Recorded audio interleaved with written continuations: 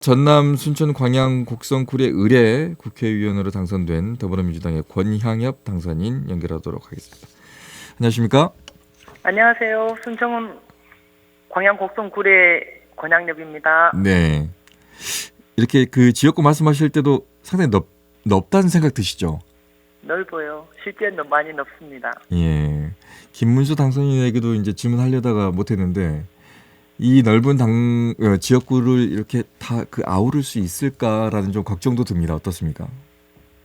뭐 지금까지 그렇게 활동을 해왔기 때문에 사실은 쉽지는 않습니다만 각 인구가 적더라도 각 마을에 서사가 있습니다. 필요한 일들이 있고 그래서 꼼꼼하게 살피도록 하겠습니다. 네. 총선이 끝난 이후에 어떻게 뭐 활동하셨는지도 궁금합니다. 총선 끝난 이후도 네. 오히려 더 바쁜 것 같아요. 아직까지 쉬지는 못했습니다. 네.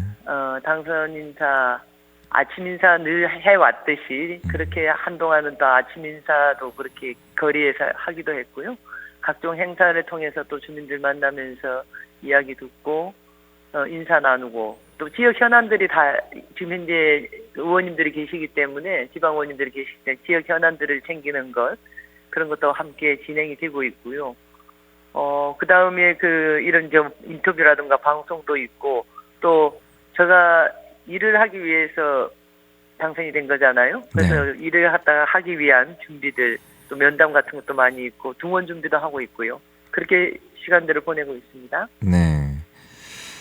경선 과정 이전부터 조금 힘드셨을 것 같습니다. 예. 그 경선 과정에서도 사천 논란도 있었고 그거를 또 정면 돌파를 하셨는데 그 얘기도 좀 해주실 수 있을까요?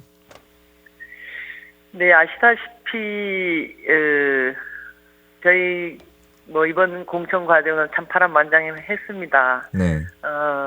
상대방과 언론에서 그 사천 논란을 촉발시켰잖아요.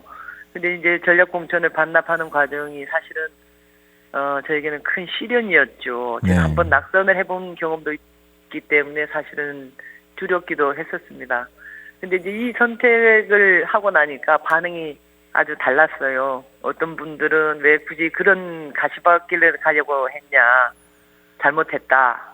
뭐 전략 공천 자체가 당신 개인의 문제는 아니었는데 좀 경솔했다 하는 뭐 이런 질책성 이야기를 하신 분도 계셨고 또 한편으로는 잘했다. 멋있었다 하는 응원의 말씀을 주신 분도 있었는데 결과적으로 이로 인해서 우리 순천 광양 곡성 굴의 지역이 전국적으로 좀 관심 지역이 되었잖아요. 네.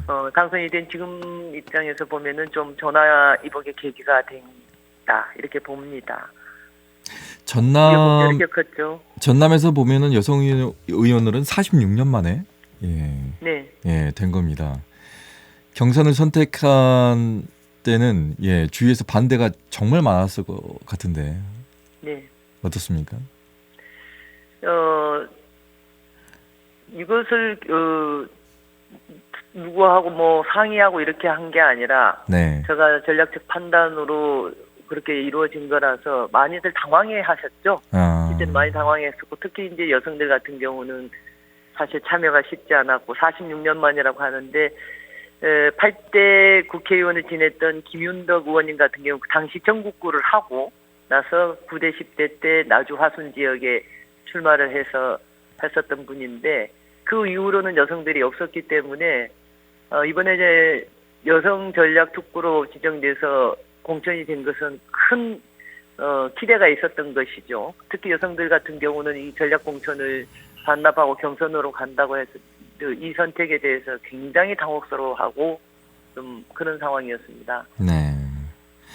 그 지역은 삼선의 이정현 전 의원도 있습니다. 국민의힘에. 네네. 예, 그래서 더 다들 본선이 만만치 않은 그런 곳이었기 때문에 맞습니다. 경선도 만만치 않았지만 본선도 만만치 않았을 것 같다는 생각이 들어서 말씀드리는 겁니다. 본선도 만만치 않았습니다. 네. 아시다시피 뭐 굉장히 중량감이 있고 또 여기 우리 후보님 같은 경우는 굉장히 말씀도 잘하시잖아요. 그런데다가 우리 지역 자체가 국가 산단 대개조가 좀 필요한 그런 시점이고 또 개발에 대한 말씀을 캠페인 과정에서 계속 했기 때문에 유권자들의 욕망을 자극하는 그런 측면이 있었어요. 그래서 마지막 순간까지 긴장을 늦출 수 없는 그런 곳이었습니다. 네.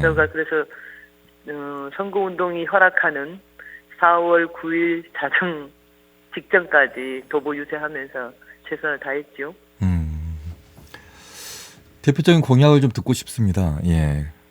네, 제가 이게 공약은 크게는 5가지를 공보물에는 제시를 했었는데요. 네. 가장 중요하게 생각하는 것은 저는 우리 지역의 순천, 광양, 곡성, 구례 상생 클러스터를 구축하겠다 이렇게 이제 한 거였는데 이게 뭐냐면 순천과 광양 그다음에 곡성과 구례의 여건이 아주 다릅니다. 이를테면 곡성과 구례 같은 경우는 인구 소멸 위험 지역이기도 하고 순천 저희가 이제 을구에 포함되어 있는 순천은 인구 밀집이고 그다음에 과밀 학급 해소라든가 이러한 것이 현안이 되어 있고요. 아시다시피 이제 광양은 국가 산단이 있어서 기후위기 변화에 또 위기에 좀 직면해 있는 그런 측면이 있습니다. 그래서 여기를 각각 따로 생각해가지고는 중장기적으로 이렇게 발전이 되기가 어렵다고 판단해서 순천, 광양, 곡성, 구례의 특성에 맞게 각각 그 역량을 겹칠시키되 상호 연계해서 발전시켜 나가는 그런 것을 좀 구상을 하고 있고요. 그 다음에 그렇게 해서 광양 같은 경우는 국가 첨단 산업 특화 지역에 지정이 되어서 수소 산화철 탄소 저감을 위한 수소 산화철 기술 개발이라든가 그것을 일반화시키는 데 있어서 국가가 좀 더 책임지고 해 나갈 수 있도록 그 여건을 만드는 것.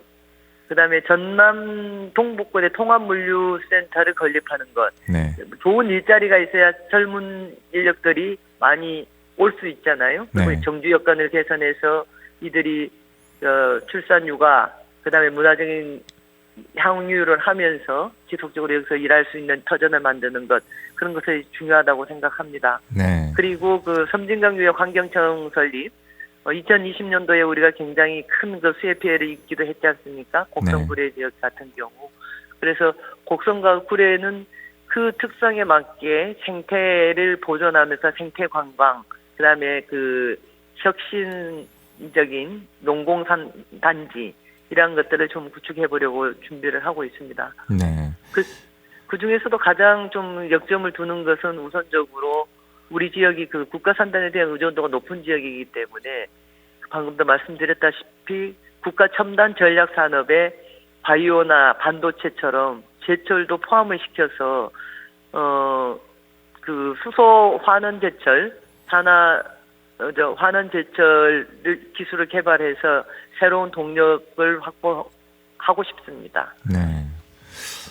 다음에 김문수 당선인하고 권양엽 당선인은 저희가 스튜디오에 한번 모셔야 될 것 같습니다. 왜냐하면 이제 최근에 저희가 곡성 구례 지역에 한번 이제 둘러보고 왔는데요.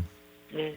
그 지역 역시도 인구 소멸 때문에 많은 걱정을 하고 있고. 걱정 많이 하고 있죠. 그리고 많이 뭐라고 해야 될까요? 이제 그 성장 동력이 없어서 그 지자체장들도 많은 고민들을 하고 있더라고요. 그래서 네네. 순천 광양 역시 뭐 고민하고 있겠지만 그쪽은 동력이 조금이라도 있겠지만 이쪽 지역은 조금 덜한 것 같아서 그쪽에 더 좀 신경을 좀 써주셔야 되지 않을까라는 좀 생각이 좀 듭니다. 굉장히 절실하게 요청들 하고 있죠. 그래서 지역 활력 사업이라든가 그런 것에 굉장히 절실하게 좀 요청하고 있는 그런 측면이 있습니다. 네, 저희가 향후에 한 번 더 두 분을 모시도록 하겠습니다. 오늘 말씀 고맙습니다. 감사합니다. 언제 어디서나 내 손 안의 뉴스. 광주 MBC 뉴스 유튜브 구독으로 함께하세요.